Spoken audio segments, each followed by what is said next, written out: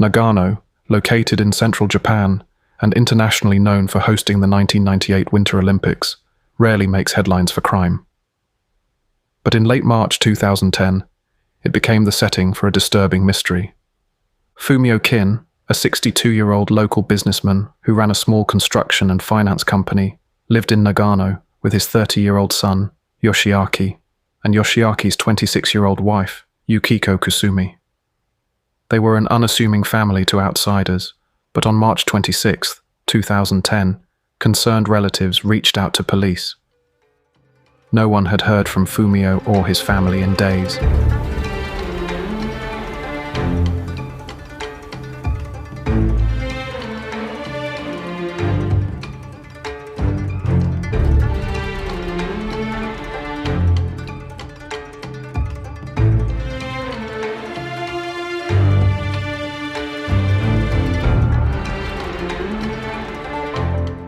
At first, police treated it as a missing persons case. It wasn't unheard of for an entire family to go on a trip or drop out of contact briefly, but relatives insisted this was out of character. Officers visited the Kin family's home and business premises. The house was eerily quiet. The family's phones went unanswered. There were no signs of a struggle inside the home, no blood, no obvious disturbance. But something was off. Drawers were open as if someone had rifled through them, and a few personal items were missing. Still, nothing definitively screamed foul play. Neighbors mentioned that Mr. Kin was involved in various businesses, from construction to lending money, and they wondered if something had gone wrong with a client or debtor. It was a vague lead, but it hinted that Fumio Kin's dealings might not have been entirely ordinary. As days passed with no word from the Kins, Nagano Prefectural Police expanded their search. They began speaking with employees of Fumio Kin's construction company and anyone who had contact with the family.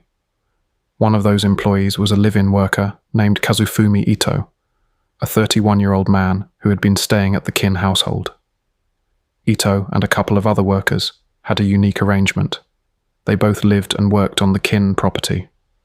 When questioned on April 7th, Ito was cooperative. He expressed worry for his missing boss and colleagues, offering ideas on where they might be. But investigators felt he was holding something back.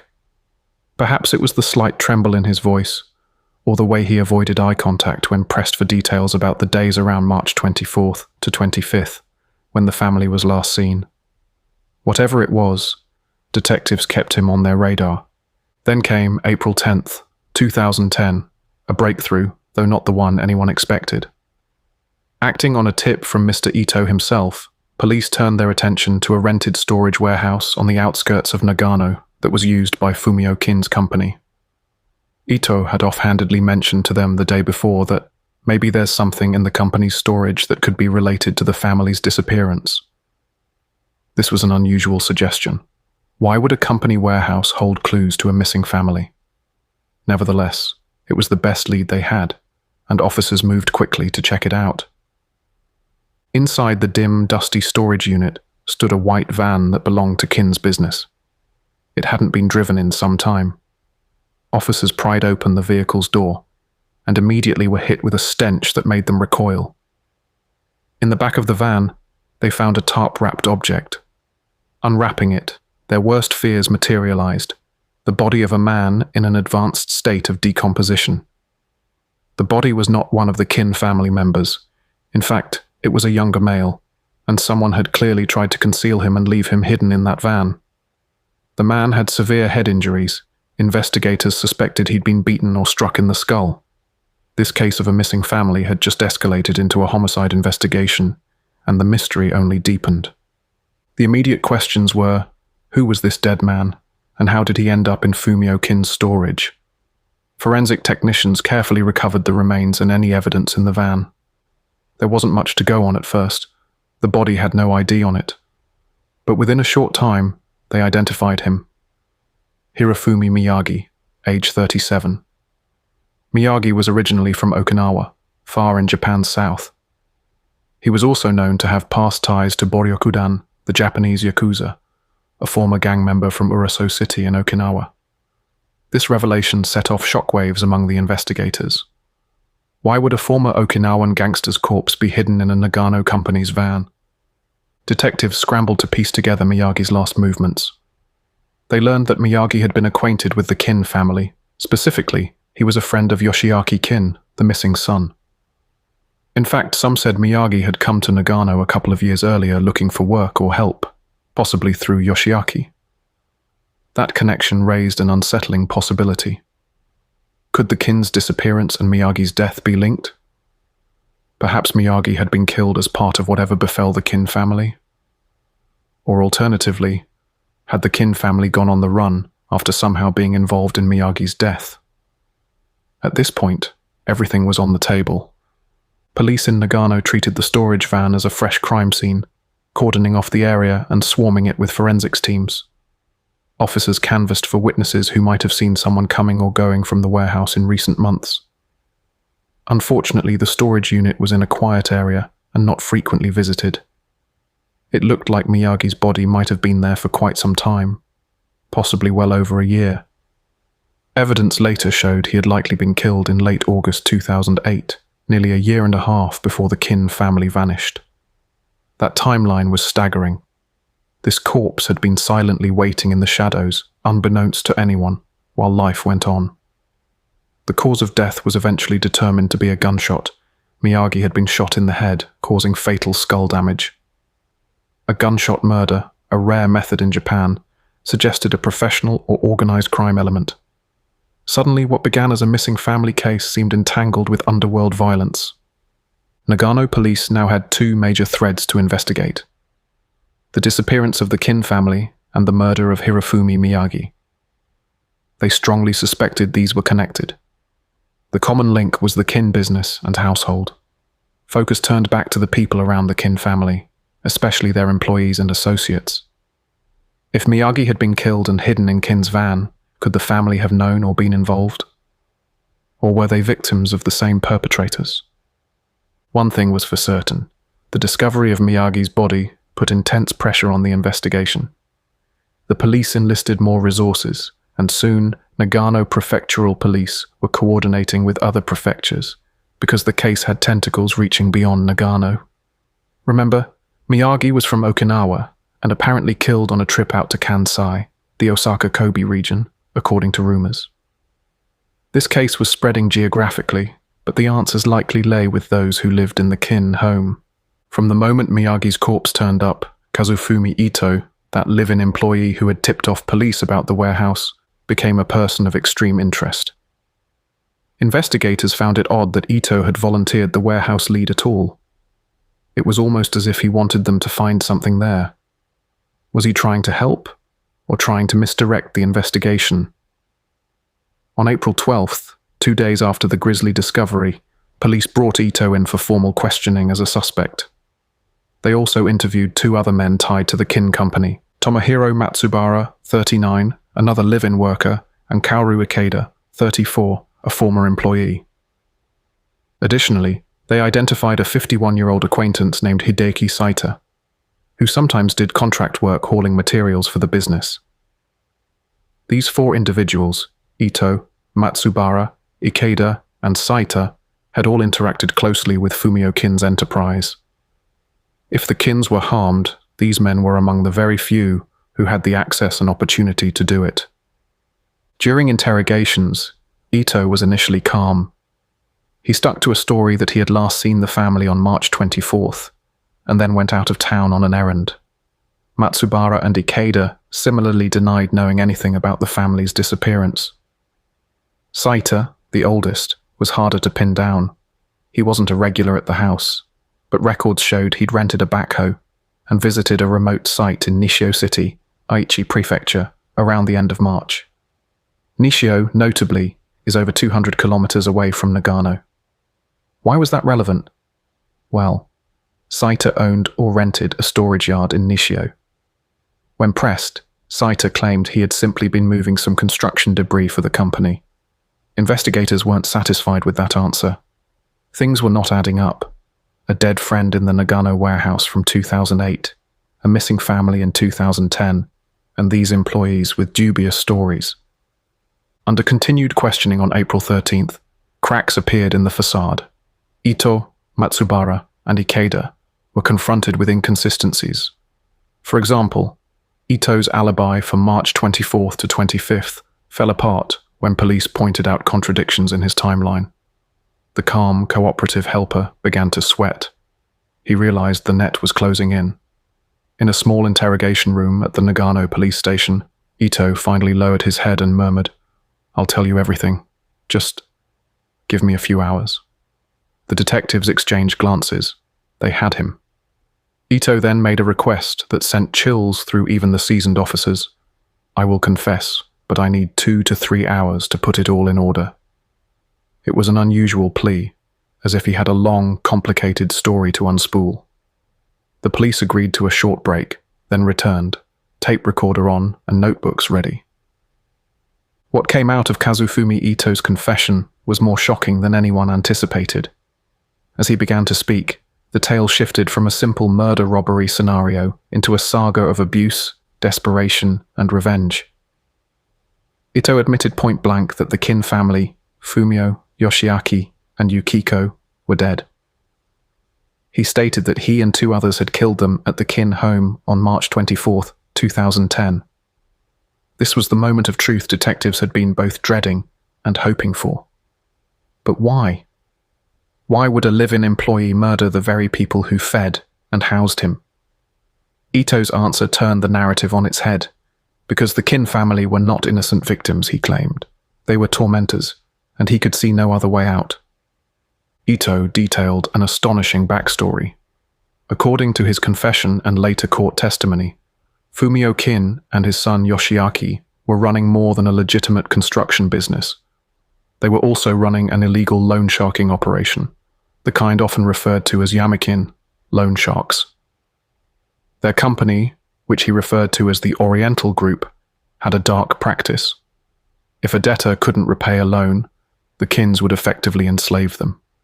Ito himself was one such debtor. Years earlier, he had borrowed money, directly or indirectly, and fallen under Fumio Kin's control. He was forced to live in Kin's house, work long hours with almost no pay, and endure regular beatings. Ito described being monitored by surveillance cameras around the home, having barely 3 to 4 hours of sleep a night, and never seeing a yen beyond basic necessities. He said the Kins threatened that if he tried to escape, not only would he suffer, but his wife and young child back home would be harmed. Yes, Ito had a wife and child, whom he had been forced to leave behind when he was effectively kidnapped into servitude at the Kin residence. He wasn't alone in this fate. Tomohiro Matsubara, the 39-year-old employee, had a similar story of entrapment, and so did Kaoru Ikeda. According to Ito, Fumio Kin, the patriarch, was the mastermind of this scheme. Kin, a Korean national living in Japan, had a one-man empire mentality. He ran his business with an iron fist. After normal banking hours, his real trade was illicit lending at huge interest rates. When borrowers defaulted, he'd step in and rescue them by paying off their debts to the banks, only to then force them to owe him instead. It was usury at its worst. Matsubara, for instance, had tried to start his own plumbing business and took a legitimate loan. Fumio Kin helped him by paying that loan, but then demanded Matsubara work for him to pay it back. When Matsubara's own friend stole some money and left him unable to repay, Kin had him trapped. From 2004 onward, Matsubara was essentially an unpaid laborer in Kin's home, same as Ito would become later. If this sounds like a wildly dramatic accusation, consider that neighbors and other evidence did corroborate parts of it. Neighbors had noted that strange men lived at the Kin house, and that Kin's finance business involved pressing people to work for him. It wasn't publicly known, but in retrospect, the signs were there that the Kin family was involved in criminal exploitation. The most harrowing part of Ito's account was how it all escalated to murder. Ito recounted that in early 2010, he learned something that pushed him over the edge. Fumio Kin and his son were planning to kidnap Ito's wife and child and bring them to Nagano, even forcing his wife into working at a red light district bar to earn money for them. This was the breaking point.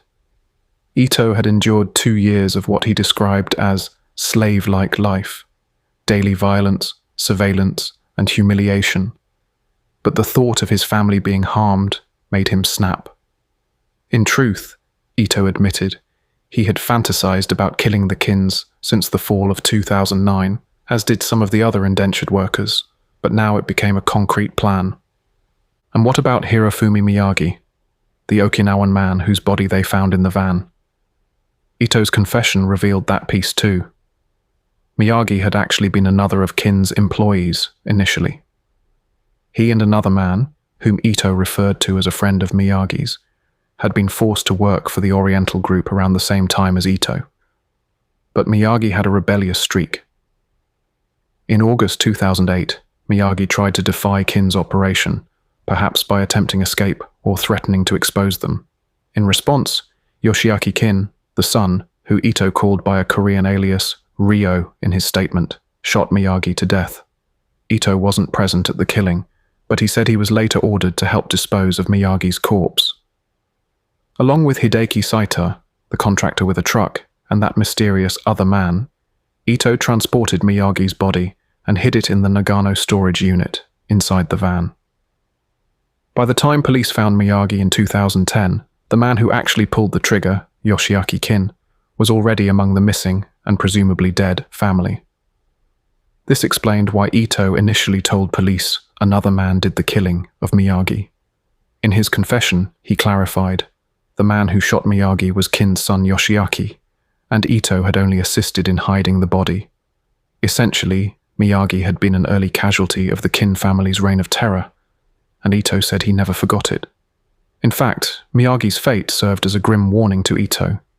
It showed him that the Kins were willing to kill anyone who crossed them. So, by early 2010, Ito, Matsubara, and Ikeda were three men under the thumb of Fumio Kin and his son, enduring what one later court document would call cruel and outrageous treatment. They were fearful, angry, and felt they had no lawful way out. Ito told the interrogators that going to the police earlier hadn't seemed like an option. He doubted anyone would believe them over a respectable businessman like Kin, and besides, they were under constant watch. So they made a deadly decision. They would kill Fumio Kin and his son to free themselves. It was chilling to hear, yet in Ito's voice the detectives noted a mix of remorse and relief, remorse for the bloodshed, relief that the truth was finally coming out. With Ito's confession in hand, Nagano police wasted no time verifying his story. He indicated exactly where the Kin family's bodies were, buried in a dirt lot in Nishio City, Aichi Prefecture, the very storage yard tied to Hideki Saito. On the night of April 14th, 2010, guided by the information Ito provided, investigators and forensic teams descended on the yard in Nishio. There, under the light of flood lamps, they dug into the earth and soon uncovered what they were looking for.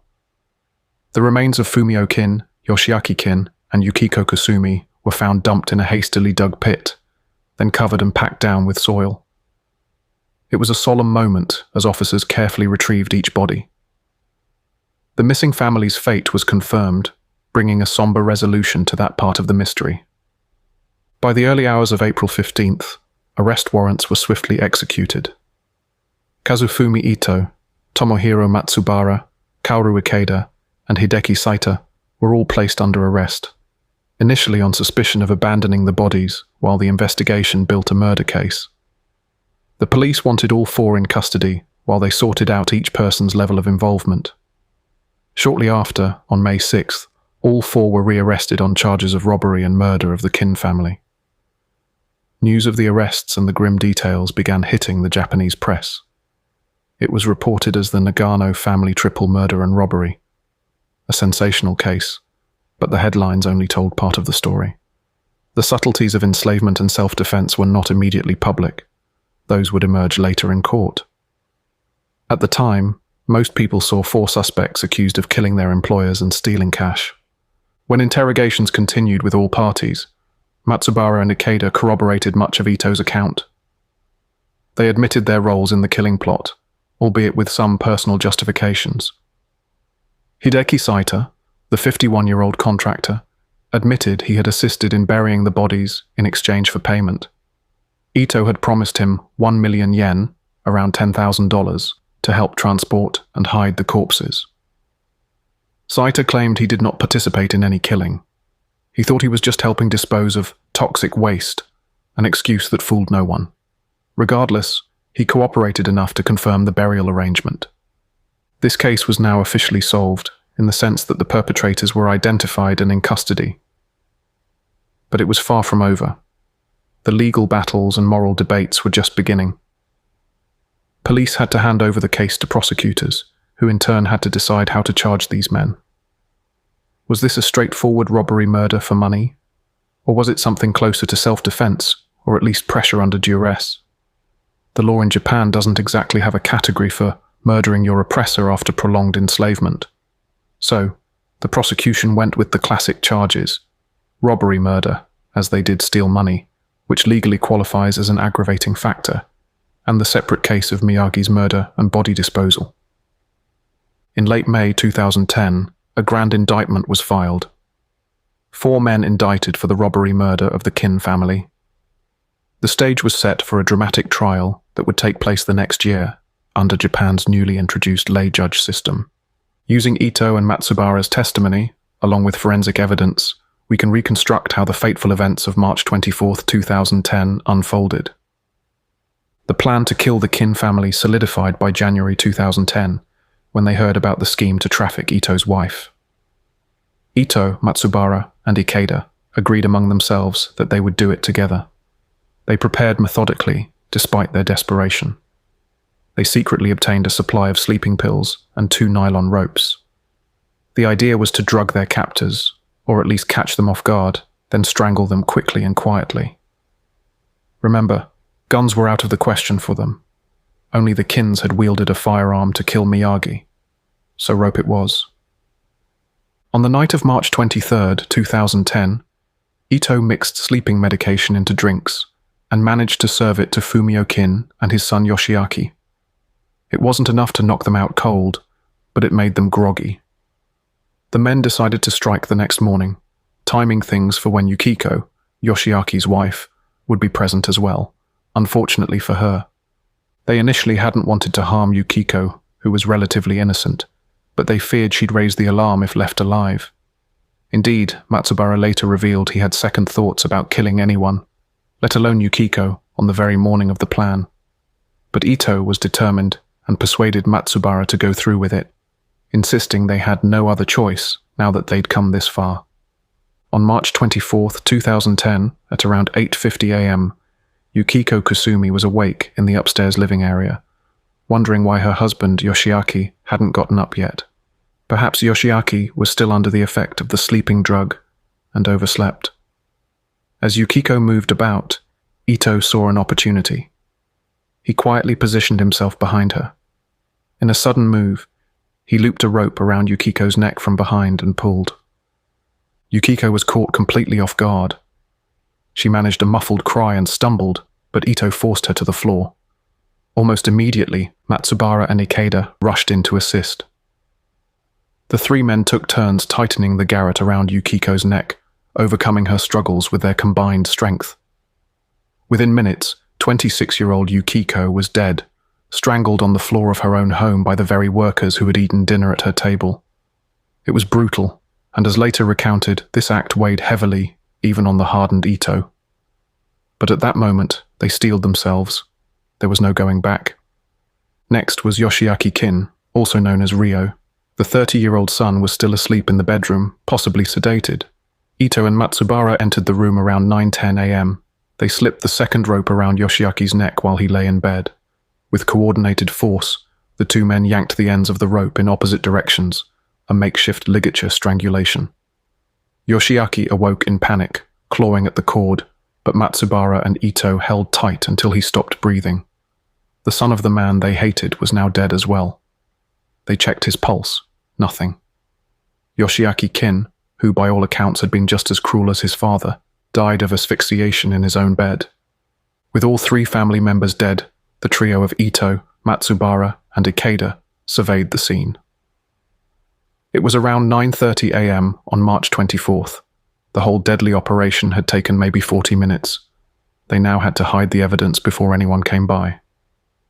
First, they cleaned up any signs of struggle. They wrapped the 3 bodies in sheets or tarps. With Matsubara's resolve faltering and Ikeda in a state of shock, Ito took charge. They carried the bodies out, likely one by one, to a company truck and drove them to the very same Nagano warehouse where Miyagi's van was. There, they stored the corpses temporarily.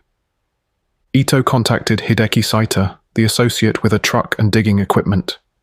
He offered Saita money to help them dispose of some things. Perhaps Saita guessed what that meant. Regardless, he agreed. By the next morning, March 25th, Ito and Saita transported the 3 bodies south to Aichi Prefecture, to Saita's rented materials yard in Nishio. It was a secluded spot, less likely to draw attention.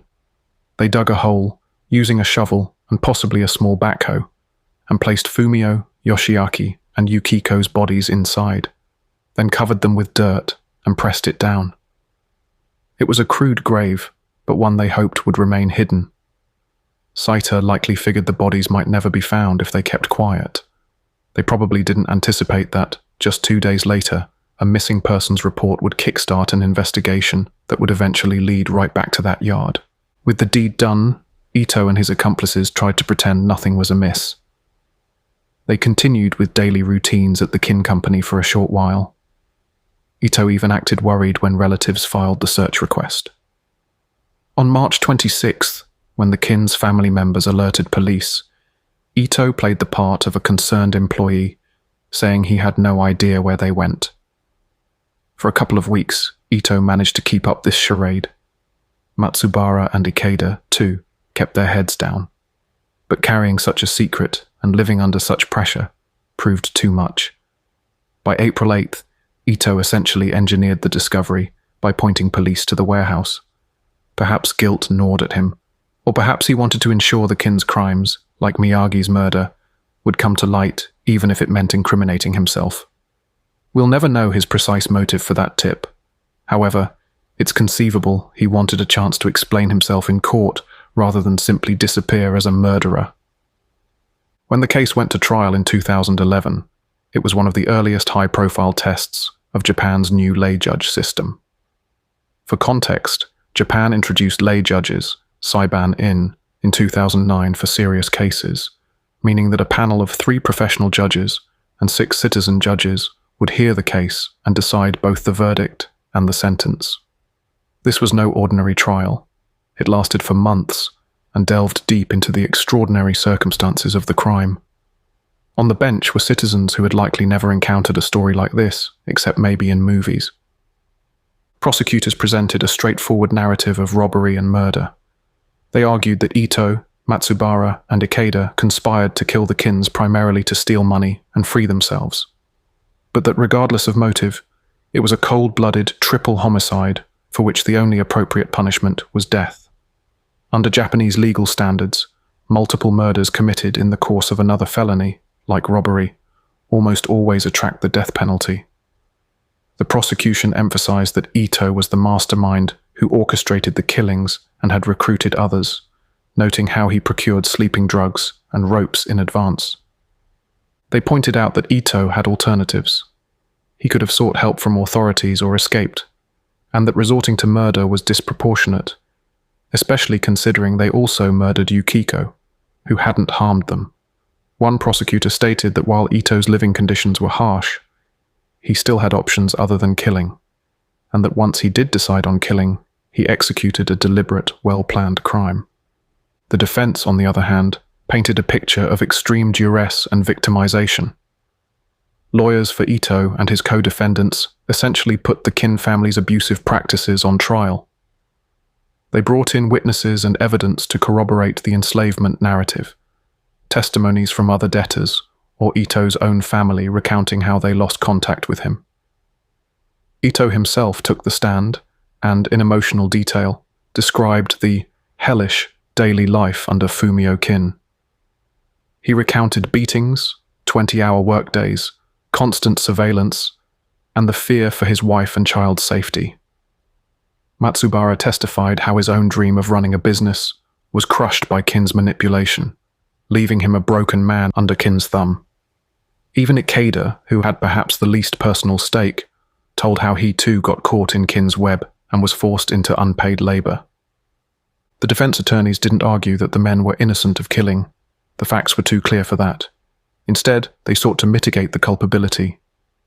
They asked the court to consider this a unique case where the victims, the Kin father and son, bore significant responsibility for creating the situation that led to their own demise. Essentially, it was a de facto self-defense, or defense of others' argument, albeit taken to an unlawful extreme. They highlighted that Ito had even turned himself in by guiding police to evidence and eventually confessing, signs of remorse and a conscience. To support the plea for leniency, the defense underscored how beyond normal the abuse was. In one court session, the judges and jurors heard that the treatment of Ito and others was so harsh and aberrant that it defies belief it happened in modern Japan. It certainly left an impact. Observers noted that some of the citizen lay judges looked visibly shaken, hearing about the imprisonment and Miyagi's fate. Yet sympathy alone wouldn't settle the outcome. They had to apply the law. Under Japanese law, murder is murder, and the sentencing often follows guidelines focusing on factors like the number of victims, brutality, and motive, whether monetary gain was involved. Here, the number of victims, 3, and the presence of robbery were aggravating. On the mitigating side, the defense stressed the prolonged psychological torture the defendants endured and argued that this was not a murder for simple greed, but a desperate bid for freedom. The lay judges and professional judges together deliberated on these issues. It was reported that they did acknowledge the abuse. In their verdict, the Nagano District Court judges remarked that Ito's living conditions under the Kin family were indeed extremely cruel and beyond common bounds. However, they also concluded that Ito had other possible choices besides killing, and that once he resolved to kill, he became the ringleader who actively planned the executions and even involved outsiders like Saito. In other words, while they understood why it happened, they could not excuse that it happened in the way it did. In March 2011, the Nagano District Court delivered its verdict in the first instance trial. The outcome was a mix of severity and some leniency, reflecting each defendant's role. Kazufumi Ito, identified as the primary planner, was found guilty of murder, robbery, and abandoning bodies. The court sentenced him to death. They cited the loss of 3 lives and his leadership role, stating there was no other choice under the law but capital punishment for him. Tomohiro Matsubara, who was roughly equal to Ito in involvement, having strangled 2 victims and co-planned, was also given a death sentence. The judges noted that Matsubara, despite some hesitation, ultimately carried out extremely grave crimes. Kaoru Ikeda, however, received a different outcome. The court recognized that Ikeda's participation, while significant, was more subordinate. He helped kill Yukiko and Fumio, but was not the originator of the plot. Initially, Ikeda too had death demanded by prosecutors, but in a somewhat surprising move, the district court sentenced Ikeda to life imprisonment instead of death. They seemed to accept that Ikeda had been under Ito's influence and did not have as proactive a role in initiating the crime. Hideki Saito, the 51-year-old who helped bury bodies but did not participate in the killings directly, was found guilty of conspiracy in robbery, murder, and body disposal. However, since the court believed Saito did not physically harm the victims, he came in after the fact, they showed some leniency. Saito was sentenced to 28 years in prison at first. Prosecutors had asked for life on him. The court did treat Saito as part of the conspiracy, but clearly distinguished his level of culpability. This verdict was notable. It meant 2 death sentences in one case, which is rare, but not unheard of in Japan for multiple murders. Ito and Matsubara became condemned inmates, joining death row. Ikeda's life sentence and Saito's finite term reflected the nuanced view of their roles. At the time, this was actually the 5th case in which lay judges handed down a death penalty since the system's start, underlining how seriously they took the crime despite the extenuating backstory. Of course, the legal process didn't end there. In Japan, any death sentence is automatically eligible for appeal, and in this case, all 4 defendants appealed their judgments. The appeals went to the Tokyo High Court. Here, a panel of senior judges re-examined the case in 2012 to 2014. On appeal, there were some adjustments. For Kaoru Ikeda, the High Court reportedly reduced his punishment, considering him less culpable. One of the accused had their death sentence overturned to life on appeal, likely referring to the one who was considered more of a follower. Ultimately, in the final chapter at the Supreme Court of Japan, all appeals were exhausted by 2016. The Supreme Court upheld the sentences: death for 2, life for 1, and a limited term for 1. The top court's final decisions came in stages.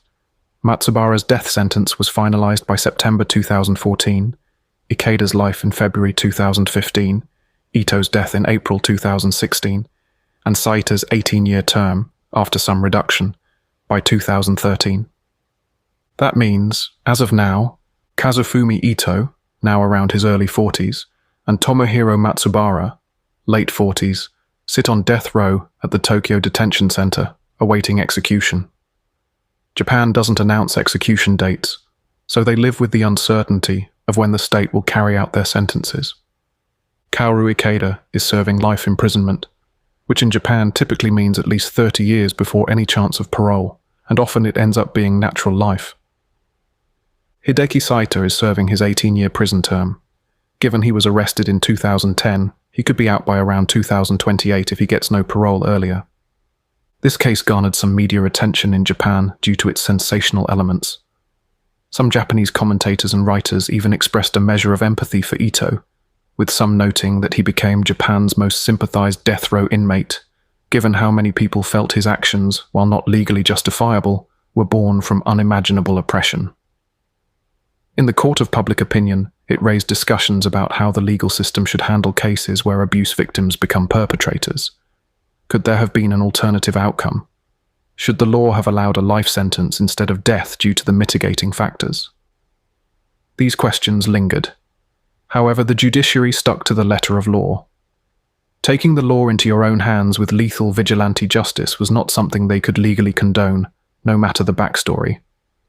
In the end, the 2010 Nagano family murder case stands as a chilling example of what can happen in the shadows of society. It was a case where victims and perpetrators swapped places in a tragic dance of cruelty. The Kin family, who died at the hands of their resentful underlings, were themselves responsible for at least one murder, that of Hirofumi Miyagi, and the sustained abuse of several individuals. This muddy moral ground made it a uniquely challenging case for investigators, prosecutors, and jurors alike. In Japan, the case contributed to ongoing dialogues about labor exploitation, the underbelly of illegal loan sharking, and even the death penalty. Human rights advocates pointed to this case when arguing that capital punishment in Japan can be too unyielding, that perhaps Ito and Matsubara should have been spared execution given the context. Others felt that, sympathetic as their plight was, murder could not be excused, and the court's decision was correct. Legally, the case did not change any statutes. There was no special provision added for prolonged abuse leading to crime, or anything like that. However, it did highlight the existence of forced labor and debt bondage issues in modern Japan, something many citizens were shocked to learn was happening. For the families of those involved, the outcome was bittersweet. The Kin family's relatives had to grapple with the revelation that their kin, while they lost 3 family members, were brutal loan sharks and murderers themselves, living a double life that shocked everyone. Meanwhile, Kazufumi Ito's wife and child, whom he was trying to protect, have had to live with the knowledge that he ended up on death row. One can only imagine their mixed feelings. Gratitude that he saved them from harm, but despair that it cost him his freedom and possibly his life. Hirofumi Miyagi's family in Okinawa finally learned the truth of his disappearance after nearly 2 years of not knowing. While nothing can bring him back, at least the man who shot him, Yoshiaki Kin, and those involved were all dead or behind bars by the end of the trial. It was closure of a sort. This case also underscores a peculiarity of the justice system. Had Ito and the others been able to expose the Kin family's crimes without resorting to murder, they likely would have been viewed entirely as victims. There's a world in which Fumio and Yoshiaki Kin could have ended up on trial for murder, kidnapping, and usury, possibly facing death themselves for killing Miyagi. But reality took a darker turn. As of this recording, Ito and Matsubara remain on death row.